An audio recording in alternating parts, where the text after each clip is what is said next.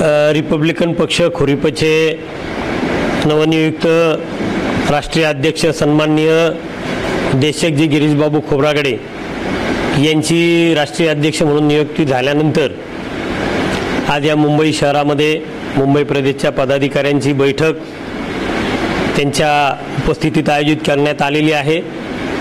या बैठकीच्या निमित्ताने मुंबईतल्या सर्व पदाधिकाऱ्यांचं मनोगत ऐकण्यात आलेलं आहे आणि आज मी आमचे सन्माननीय राष्ट्रीय अध्यक्ष देशकजी खोब्रागडे साहेबांना मी विनंती करीन की त्यांनी या निमित्ताने पत्रकार परिषदेच्या निमित्ताने पत्रकारांना त्यांच्या प्रश्नांना ते उत्तर देतील अशी मी मराठी साहेबांना विनंती करतो की त्यांनी आपण विचारावं, देशकजी त्यांना उत्तर देतील।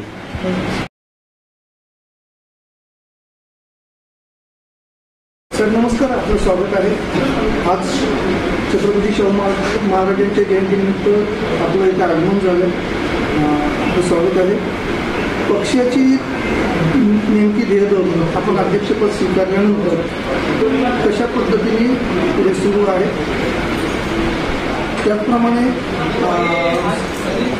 पक्ष कार्यकर्ता सदस्यत्व नोंदणी अभियान आणि आगामी महानगरपालिका, नगरपालिका, जिल्हा परिषद निवडणुका या येत्या काही महिन्यात म्हणजे दिवाळीनंतर होण्याची दाट शक्यता आहे। त्या दृष्टीने पक्षाकडून नेमका कशा पद्धतीने प्रयोग सुरू आहे किंवा आपल्याकडून या संदर्भात नेमकं काय पुढील कार्यकर्त्यांना आदेश देण्यात आले?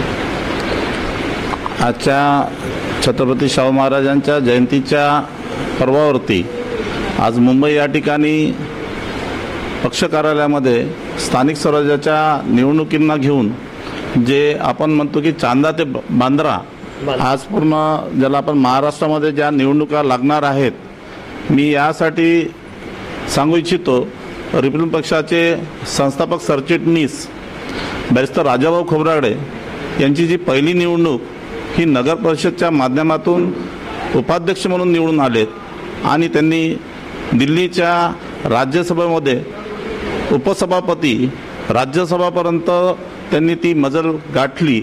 अशा रिपब्लिकन पक्ष खोरीपाच्या माध्यमातून येणाऱ्या स्थानिक स्वराज्याच्या निवडणुकीमध्ये आपण जी काही विविध गट असतील रिपब्लिकन ऐक्याच्या माध्यमातून आपण स्वतंत्रपणे या निवडणुकीला समोर जाण्याच्या अनुषंगाने संघटनात्मक पक्ष बांधणीच्या अनुषंगाने पक्षातील सदस्य नोंदणी असेल, पक्षांच्या पदाधिकाऱ्यांच्या नियुक्त्या असतील, जी काही स्थानिक स्वराज्याला जे पोषक वातावरण असेल त्या संदर्भात आपण सर्वांना समाविष्ट करून या निवडणुकीला समोर जाण्याचा आपण एक निर्धार आणि एक निश्चय आपण या ठिकाणी ठेवलेला आहे। आमच्या मुंबई महाराष्ट्राचे मुंबईचे प्रांताचे भागवत कांबळेजी यांच्या नेतृत्वात भाऊ निर्मोने आमचे पक्षाचे महाराष्ट्राचे अध्यक्ष आणि या समस्त मुंबई नगरीतील पदाधिकारी आणि चांदा ते असं मी बांद्रा म्हणेल पूर्ण संपूर्ण महाराष्ट्रामध्ये या निवडणुकीला एक लक्ष्य प्राप्तीकडे आम्ही वाटचाल करीत आहोत, अनुषंगाने प्रयत्नशील आहोत। नवीन सदस्यांची जी नियुक्ती आहे ते जे काम आहे त्याची प्रक्रिया कुठपर्यंत आहे? ती प्रक्रिया मागील आमची 5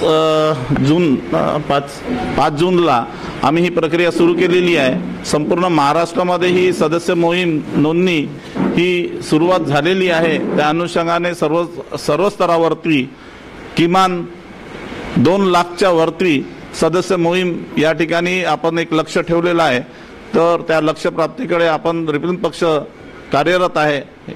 मी या ठिकाणी खंबीरपणे सांगू शकतो की यावेळेस आम्ही चांदा ते बांद्रा म्हणजे आम्ही मोठ्या निवडणुकीमध्ये यश प्राप्त नाही करू शकलो असेल, काही काळांतराने आम्ही मागे पडलो असेल, पण आता आम्ही स्थानिक स्वराज्याच्या निवडणुकीच्या माध्यमातून आता रिपब्लिकन पक्षाची एक नवी दिशाला, एक नवी वाटचालीला नव्या स्वरूपाने आणि एक रिपब्लिकन चळवळ जिवंत राहण्याच्या अनुषंगाने ही काही चळवळ किंवा रिपब्लिकन पक्ष हा संपुष्टात आणण्याचा जो काही कट कारस्थान ज्यांनी ज्या पक्षांनी केलेलं आहे त्या कट कारस्थानाला कुठेतरी आम्ही एक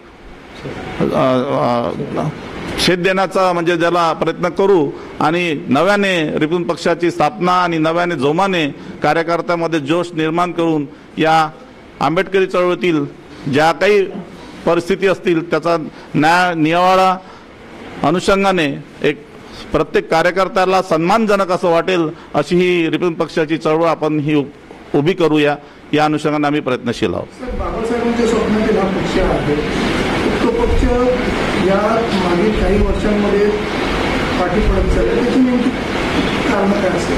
अशी बरेचसे नेमकी कारणं आहेत. रिपब्लिकन पक्ष हा नेहमी सन्मानाने समोर जात गेला, पण काही रिपब्लिकन चळवळीमधील पण काही लोकांचा दोष आहे. या दोषामध्ये मी एकमेकांवरती दोषारोपण देण्याच्या अनुषंगाने काही बोलू इच्छित नाही.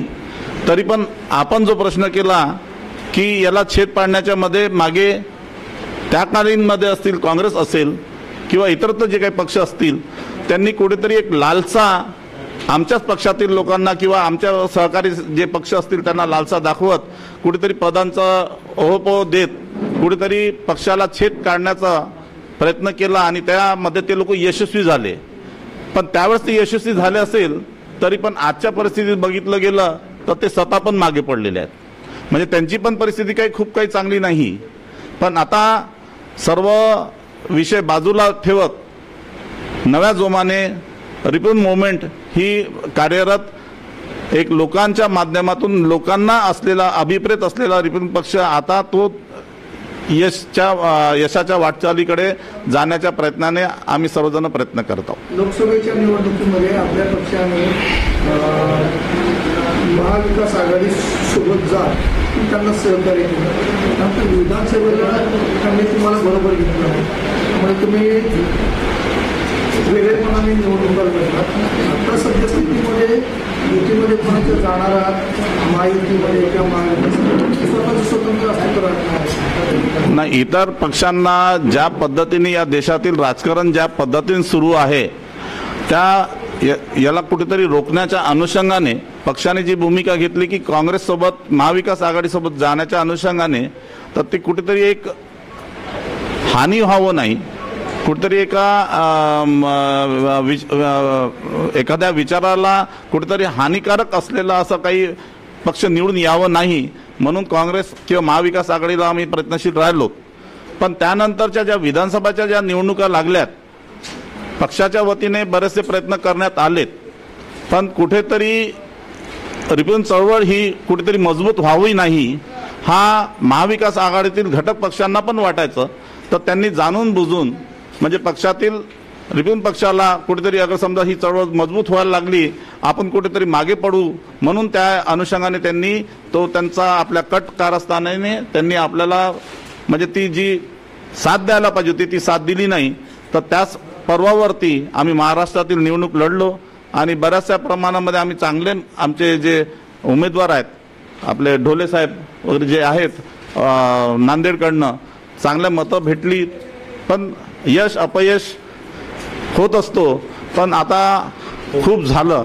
आता येणाऱ्या काळामध्ये पक्षाच्या कार्यकर्त्याला कुठेतरी एक आपल्याला न्याय मिळवून देण्याच्या अनुषंगाने किंवा रिपब्लिकन पक्षाला बांधणीच्या अनुषंगाने आता आपल्याला समोर जावं लागेल आणि पक्ष स्थापनेच्या अनुषंगाने किंवा पक्षाला एक मोठी भरारी देण्याच्या अनुषंगाने सर्वजण आपण एकत्रित येऊन निवडणुकीला समोर जाऊ आणि यावेळेस आपला पक्षाचं खातं खुल्लंच पाहिजे असं माझं चांदा ते बांद्रा संपूर्ण महाराष्ट्रामध्ये या निवडणुकीमध्ये आपण रिझल्ट देऊ एवढं मी आपल्याला गावही देऊ शकतो.